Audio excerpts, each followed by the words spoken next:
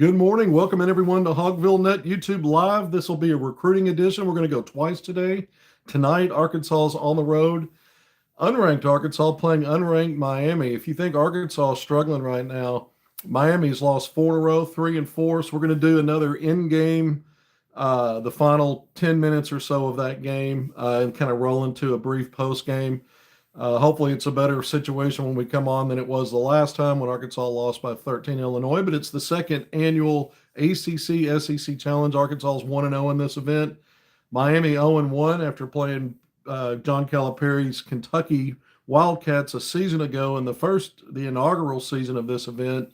Arkansas beat a top 10 ranked Duke team at home under Patrick Musselman a year ago. So Arkansas looks to move to 2-0 in the ACC SEC Challenge. Again, we'll have an end game, roughly the final 10 minutes of that one, the fourth quarter, if you want to say it that way. And then we'll kind of roll into a post game, something I've been doing where games I'm not there in person. All right, so that's tonight. Today, the first part of the first leg of the 2 episodes of HogvilleNET YouTube Live, we're going to talk recruiting. And some of this stuff I talked about on Sunday during my segment on Pig Trail Nation with Courtney Mims with KNWA and Pig Trail Nation. Some of it I talked about because Arkansas had a Sunday visitor, kind of odd timing. We talked a little bit about it. I've got a little more information on that. I've got some stuff to talk about with NIL. And really just kind of looking at where this recruiting class is going, because we know a part of it's going to be in the spring when the season's wrapping up and you've got the transfer portal in effect. But it's interesting because I don't have any specifics, but you could have some stuff going on here at the semester. It's always a possibility. That's what I mean by that. Not that I'm hearing something specifically about Arkansas and a player, but there's some possibilities there. There always are. And then we're going to look at what Arkansas has done so far with the 3 players at signed. We've talked a lot about those players, but positionally, what does it leave open? What could Arkansas use? Examining this current roster as a platform for, well, maybe should we tweak something? Did we do something a little differently than we even expressed we would do back in April when we took the job, speaking for John Calipari, or my version of how maybe the thought process could go. We're not going to spend a ton of time on all of it today, but Arkansas did have a Sunday visitor, Muhammad Sila, a 6'10", 240-pound center out of Dakar. He plays at Bella Vista Prep out in Arizona. This was a guy that was on Arkansas's radar at minimum. At least as it goes back to July, late July. Arkansas had coaches on hand at the NCAA Basketball Academy. It was basically a July camp. He was one of the standout performers there, and you saw, Duke was recruiting this guy for a while. He's down to a Final 5. But Kansas is in that Final 5, Arkansas, Oregon, Washington, Georgia Tech. Arkansas was the final visit of that group. And so Arizona State was in the mix for a while. There were some other schools. So this is at 6'10", 240. This is more of a traditional big man in terms of not being a stretch the floor kind of guy. And this is right in the wheelhouse of what John Calipari has recruited in his career. Big Z being an exception, although he talks all the time about wanting Z to be a much better player around the basket and take fewer threes. So far, Z's strength has been stretching the floor a little bit, but this is a more traditional player, more of a traditional rim protector and around the basket, 15 feet and in kind of guy. And it's a mixed bag on the recruiting services. You've got 2 that have evaluated him and given him recruiting rankings. You've apparently got 2 that haven't seen him enough or not at all to a point where he even has a ranking. But On3 Sports has Sila as the 13th player overall in that 2025 class. We know it's a deep and loaded class. When you look at that ranking and you combine it, then 247 Sports, not combined, but 247 Sports has him as the 30th ranked player in the country. But On3 is not only at 13th, but the number 1 overall center. And what you're seeing is, although that sounds great, you have to measure that by most of the big men that you see ranked highly in the country in that class or in classes around it. The way the game's played now is there's more of these 3-4 combination guys that are able to maybe be a jumbo wing at 6'8" or 6'9", or some of these guys are more stretch fours because some of the versatility they bring. And there's fewer and fewer guys you see rated highly that would fit into that. Well, this is a 5, and they're basically 2 or 3 things this guy does. But if you do it well and it fits into the system the way that you recruit, that's fine. All right, so Arkansas is definitely in the mix. You got this guy in on a visit. There'd been some momentum in the last few weeks about Arkansas being in the picture here. And obviously, we saw what happened with Chris Sinak Jr. off to Houston, Caleb Wilson in that situation, moving away from Arkansas. Those guys aren't centers, but again, they factor into your frontline recruiting. But this player, again, Arkansas, he's not the only one that is a really an interior guy. One that we talked about in class of 2026 was Diane Arafan, a 7-footer that was potentially going to reclass to 2025. He's in 26. He's a top 40 guy in that 2026 class, but another more traditional around the basket type of player. So Calipari likes that style of player. He's not afraid to ask guys to reclass or to figure that out. In the case of Sila, getting back to him, I think obviously the focus is on him, and you wouldn't have to ask for a reclass. But here's what's interesting about it is the timing. I talked a little bit about this on Pig Trail Nation on Sunday. Getting him in 10 days after the end of the week-long early signing period is a little bit interesting because it could very well be that he's going to make a decision soon, which the sources told me he will, and then you wait till the spring to sign him. But because you have to, unless there's a couple of things. One is, did you sign him already? And that's been kept under the radar. And because the optics of, well, you signed someone that didn't even visit. Well, now he's visited. Is there a possibility that he's already signed with Arkansas and took the visit? And then it's just a matter of time until the commitment announcement comes out on something that was already not only done, but certified by the NCAA so that the university could comment it at that point. I don't have any information to say that's what happened. I'm throwing it out as a possibility because I found the timing of this visit a bit interesting. Although it could just be how it worked out, and we're going to have an announcement later and then the signing in the spring.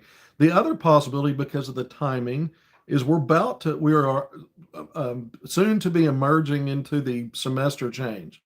And we've seen in the past players not only transfer at semester, but high school players going ahead and graduating and enrolling in school, and they start practice, whether they're to be redshirted or used in the current season, in which case, if that were to happen, he would no longer be class of 2025. In this example, Sila would then be part of your 2024 class.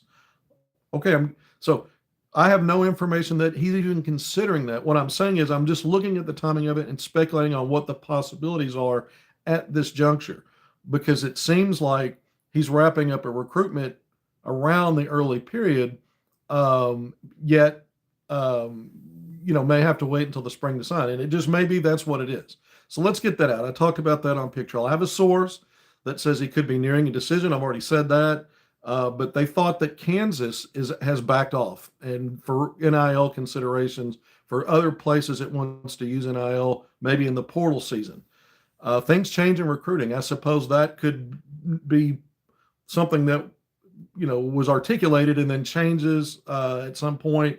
But the way it sounds to me is Arkansas may be in the driver's seat now. This is a young man. I mentioned the visits and the schools he's down to. He took a late October visit to Kansas. He also took a late October visit to Georgia Tech. Since I was on Pig Trail Nation and went through what I just told you just moments ago, I've also got a source that has said to keep an eye on Georgia Tech. They don't have any information to eliminate Kansas or the other schools, the other 2 schools, which were West Coast state programs, Oregon and Washington, only to say that Georgia Tech was maybe one to keep an eye on here at this juncture still. And then the original source, when I shared that with them, told me, well, Georgia Tech they are slinging around some NIL money and have some to still really come in heavy with in this 2025 class. All right, so we know NIL is going to factor into what players it's going to be a huge part of their calculation, maybe the biggest for most, if not all.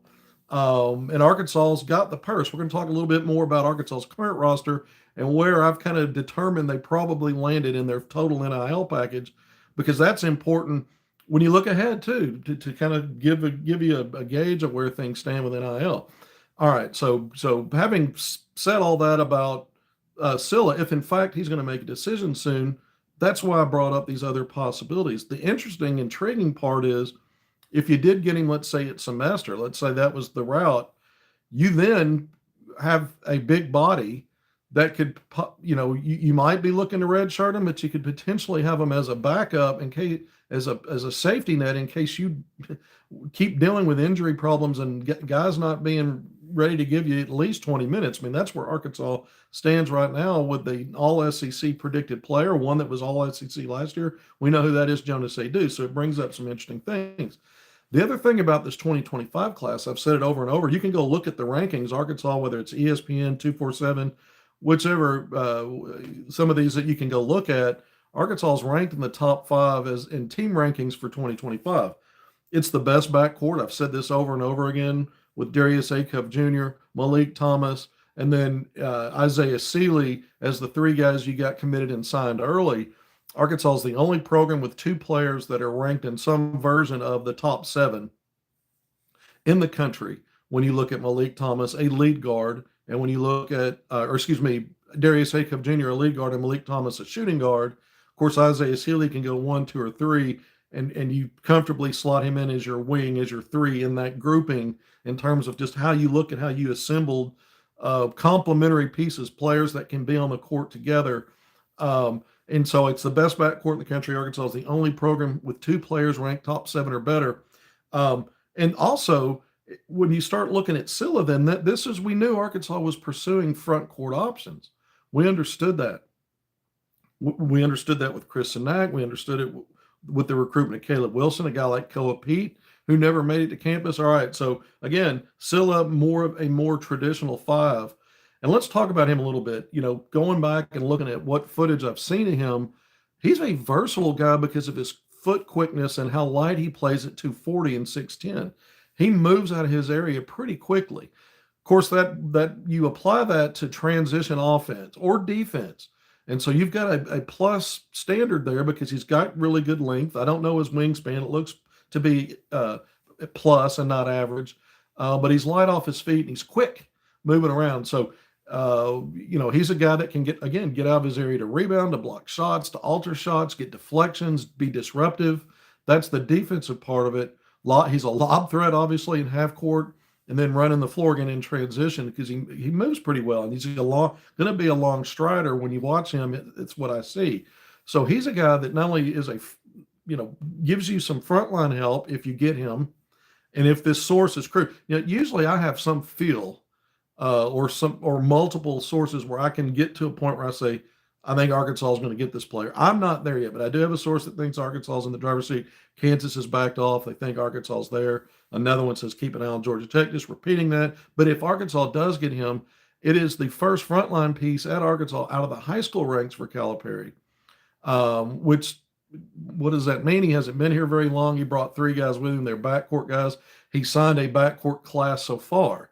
And so it may add a little significance. He's also said he's going to only take 3 or 4 guys. Well, that would be the 4th guy. Now, so here's some other talking points I want to get into before I start talking about NIL and Arkansas's current roster. I just went through the strengths of Sila and how he would fit. It's an obvious frontline piece. But so far, with 3 other players already signed, if you get him, you don't have the same guy positionally. You've basically got 1, 2, 3, 5. Which leaves open a 4. And again, more and more of these players you see are kind of that 3-4 jumbo wing combo, where you could, you may have some options there and how you use them to match up, to play with other players, and how you want to package and combine groups in your personnel decisions. All right. So having said that, it leaves the door open whether you get this guy, he's already signed, whether it's a semester transfer. I have no information to suggest that's even a possibility, just throwing it out there, or if he's like everybody else, but he's just going to sign in the spring. But it still leaves the door open because Calipari said he's going to get 3 or 4 guys out of the high school ranks now and forever. And he brought three with him. So he kept his word on that. Technically, the first class with Boogie Flan, Carter Knox, and Billy Richmond. Right now he's at three. We know he's trying to do more than that because he just brought a visitor in. So we know they're at least going to four. I have said for a while, I think this 2025 class is good enough, better than many classes that you might expand that. What else have we seen since then? We've seen Arkansas as part of that idea that you're going to take 3 or 4 out of high school because you're not going to have more than 8 or 9 for your entire roster. That will also include transfer portal players and some level of player retention. We're seeing right now Arkansas struggling dealing with that. They're down in numbers because guys haven't been available. And so maybe you tweak that. The whole reason why Calipari sees shaving down the number of high school guys was based on recency of postseason problems, having young teams playing older teams. Well, now he's seeing some reverberation and some issues with only having 9 guys. So maybe you combine several things. One is you've had roster attrition already that's affecting your roster. So maybe you grow the number a little bit. Maybe you go past 8 or 9 and go to 10 or 11. If you do that, you could go 5 deep with your high school class. You could do that. The other part of it is I just went through how all of these guys are complementary position-wise. So it would make sense if you have a really good quality player, you're not just adding someone that maybe, not that Calipari shies away from having guys playing the same position groups, but it's even it opens up even more the possibility of bringing in another complementary piece with what you've got 1, 2, 3, and 5. Again, this is if you get Sila. If you don't, Arkansas is still going to pursue, I believe, front court guys because we know they've had some on campus that will probably be spring decisions, or if it's a decision made sooner, they won't be able to sign them until the spring. Any news on Mika? So that's where I'm going with this. So let's say that you add Sila here soon, whether he's, again, a midterm semester edition or we wait till the spring. Mika Murnin, class of 2026, a top 5 ranked 5-star in that class, 6'10", is a stretch 4. He may even translate and transition to the NBA level as a kind of a 3-4 guy. You see more and more of that type of player. Class of 2026 visited Arkansas in September. He had already visited Utah and Michigan. I have one source that thinks Utah may be the team to beat there, but he told one of my other sources, a different one, directly, and I got this verbatim at one point, but the paraphrasing of it now is his Arkansas visit was better, and it sounded like it was markedly better. Wasn't necessarily a close call comparing it to the Utah and Michigan visits. He had a Duke visit set up the weekend after his late September Arkansas visit that he either postponed or canceled. He didn't go, so it's one or the other. And I knew Kentucky was working on him, and he put Kentucky off for a while as well. It was thought he might visit back in the fall there, and he didn't. So Mika Murnin is a guy that is a strong candidate to reclass. That's been out there. We talked about it on so many of these episodes, but it could be obviously a decision. Most of those happen or are sorted out in the spring. There's been talk that maybe he makes a decision in the next 30 days or so. A few weeks ago, it was 60 days. So it's been maybe a month since we talked about that. So getting to this 30 to 40 day range where he might make a decision, but still, if he does that, he still has to go through the process unless this decision's coming. He still has to go through the process of getting to the spring to do a signing if he's going to reclass. And because he's not class of 2025, if he did make a decision in the next few weeks at semester, it's really not relevant because it's not like he'd be ready to graduate. He'd just be moving up, but he's got to finish out this year, I'm sure, as a junior to have enough credits to be able to make that decision that it would actually be able to be acted upon in the spring when he'd have to wait to sign anyway. If that's not confusing, I'm probably making it so. But the idea is Mika Murnin is someone that would fit in perfectly with what Arkansas already has. And if they add Sila, now you can run it 1 through 5 in terms of positional how that complements. And then there's guys that are versatile. Murnin maybe can play a 3 at times on the college level. I see more as a stretch 4. He's probably more skilled offensively than even guys like Chris Sinak. Caleb Wilson was more of a 2-way guy, probably the best defender in the country. I said that a lot. Murnin's probably, at the stage he's at, is probably ahead of most of the guys that we've talked about offensively.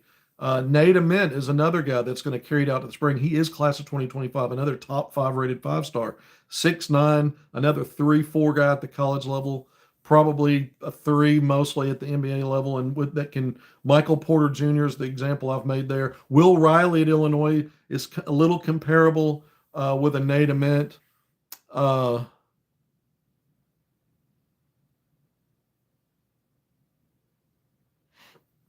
Someone's trying to ask if or maybe wondering if Sila is comparable to a Chavis. No, I don't think so. But I do think there's an element of, does Isaiah Sila, does he come along a little bit on a different track, maybe a 2-year kind of a track, in which case he wouldn't have to be ushered up to the front of the line in playing time and role necessarily. Arkansas could be looking at getting both. When you look at the 3 spot, Carter Knox and Billy Richmond back. I don't know how that's going to play out. And if these guys are one and dones, or one of them's a one and done and the other one comes back, or both, or if someone transfer, I mean, you just never know how that's going to shake out. It's a little too soon to say, but Isaiah Sila, I don't view him the same way I do a Malik Thomas or Darius Acuff in terms of those guys are coming in to have the kind of roles that a Bookie Flant has, and they're eyeballing that idea that they're going to be a one and done and moving on to the draft. I think with Sila, you don't have that urgency in terms of probably how that. In fact, I have some information on it based on conversations I have. I don't think he's going into it expecting to be a one and done. If that happens, great. That means he's turned heads, opened eyes, and done things moving from high school level to the college level that we wouldn't have predicted. He's certainly not projected as a one and done, or if you look at a mock draft, you're not going to find Isaiah Sila. This is a really good player. It's not that he couldn't help Arkansas as a freshman. That's not the point being made. But someone was asking. So, no, I don't put him in the same category as a Chavis, although I don't know that he would necessarily play a lot or how much he will play moving forward. And so you might say, well, what's the difference by the time it plays out? I just don't know that. But I don't think he's been recruited that in the same light with the same message. I'll put it that way. All right. So having said all that, to me, Arkansas has plenty of NIL money. They're not going to get into a situation where they're going to overpay based on their valuations. And so some schools are doing it. Kentucky's one of them. There's no doubt about it. There's too much evidence of that. Kentucky's doing that right now. There is no checks and balances right now. There will be probably soon, but there is no cap, and so it values based on what you think you need to be doing, whether it's the value of the player or the optics of who you're competing against in recruiting. If you're recruiting a deeper squad going 10, 11 deep and you're shelling out NIL money for that, you might be spending more than the team that's only taken 8 or 9. Arkansas's got plenty of NIL. When Calipari was hired, we reported the price, the dollar figures that we were getting from source information that he was guaranteed that he would have at least $5 to $6 million to work with in NIL money. After talking with so many different people, really trying to put it together. You guys know I don't talk a lot in specifics. A lot of it's not publicly out there anyway, and I try not to do this. But this time I'm going to, and this is one of the things I want to talk about today. Arkansas's current roster, I've been able to assemble enough information to feel pretty pretty solid that somewhere between $7 and $8 million price tag was the cost for this roster. So if you want to take the average of that, $7.5 million, that's probably about right. I'm not going to get into the individual stuff that I heard. I'm going to leave that out.